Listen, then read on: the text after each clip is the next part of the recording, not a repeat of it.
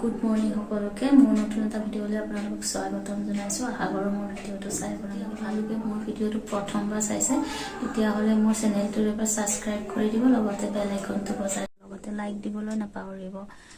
তো ভোগালী বিহুৰ আপোনালোকক বহুত বহুত বহুত শুভেচ্ছা থাকিলে মোৰ ফালৰ পৰা, মোৰ পৰিয়ালৰ ফালৰ পৰা। পিছে ভোগালী বিহুৰ উৰুকাৰ দিনাখন আমি কি কি আয়োজন কৰিছোঁ আপোনালোকক সকলোবোৰ পিঠা বনাইছে, লাড়ু বনাইছে, সেইবিলাকো দেখুৱাম। ভিডিঅ'টো আৰম্ভ কৰোঁ। এয়া পিঠাগুড়ি খুন্দিছোঁ ঢেঁকীত।